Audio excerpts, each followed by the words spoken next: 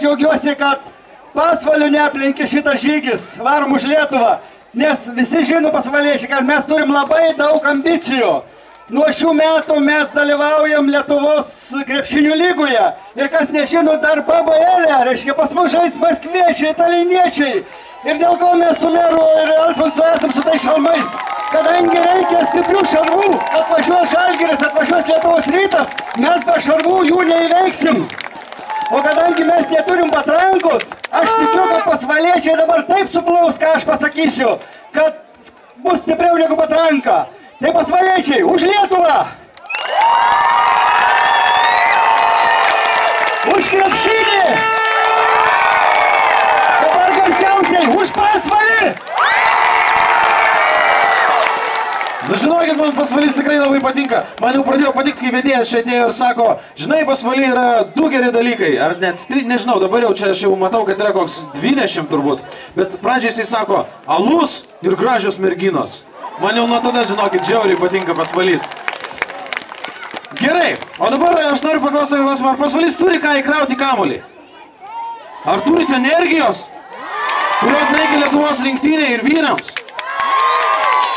Ir aš kaip sakė, vat gerbiamas Antanas sakė, kad jūs turit ryžto ir užsispyrimo, taip? Siekant pergalių, aš žinau, kad to tikrai reiks. Taip, kad aš dabar labai prašau, kad iškeltumėt rankas į viršų. Aš metu šitą kamuolį jum. Prašom, nepradangint man, kad jūs kur perkūnai. Ir jūs sukraut visą energiją, kurią turit. Sutarėm? Kraunam? Siunčiam visiems per rankas, kad visi dėtų į kamuolį mūsų rinktiniai. Tai, ką turi geriausio. Žinokit, negailėkit, kraukit viską. Reikia visko, todėl, kad šiandien reikia gerų pergalių. Gerai, viską siunčiam aukštyn, žinokit, visi turi paliesti. Tai darom labai atsargiai, nesužaidžiam nieko. Gerai. O kitas dalykas yra, kad norint, kad jeigu kas nors eisit į varžybas ir žiūrėsit arenoje, sėdėsit ir palaikysit mūsų vyrus, tai labai svarbu, kad žinotumėt Lietuvos nacionalinę mega skanduotę. Ar žino tokią?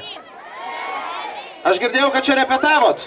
Šiaip sekėsi neblogai, bet žinokit, man tai reiktų žymiai daugiau. O kamuoliui tai aš iš vis patyliu. Tai galim pabandyti? Pabandom. Ir... O, baikit, bairių, žinokit. Jeigu mes žaisim su kokia Ispanija ir tai pradėsit skanduoti, tai žinokit, nežinau, kaip čia baigsis. Bus liūdna, bus labai liūdna. Pabandykit taip, kad įsivaizduokit, kad dabar mes žaidžiam prieš Ispaniją. Ispanija veržiasi ir jau nori dėti krepšį. Ir tada suskamba lietuvių balsai, gerai? Ir...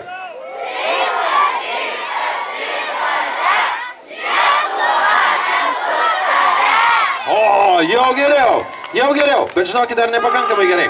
Mes repetuojam ne šiaip sau, negalvokit, kad mes čia šiaip pasimokom ir eisim namo visi. Todėl, kad mes darom garsiausio miesto rinkimus. Ir aš tikiuosi, kad Pasvalys norėtų būti lentelės viršuje. O gal apačioje? Per vidurį? Nu, pažiūrėsim, tai mes patikrinsim šiek tiek vėliau.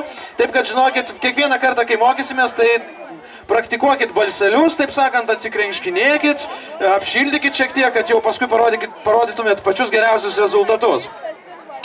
Na kągi, o dabar yra toksai vienas dalykas, apie kurį mes jau kalbėjom, kad Pasvalys turi kai ką ypatingo. Tai yra gražių merginų. Tai aš manau, kad visi čia esantis norėtų į jas šiek tiek pasižiūrėti ir aš žinau, kad štai čia yra, vat... būrelis tikrai gražių, taip kad pasitinkam Kosmo.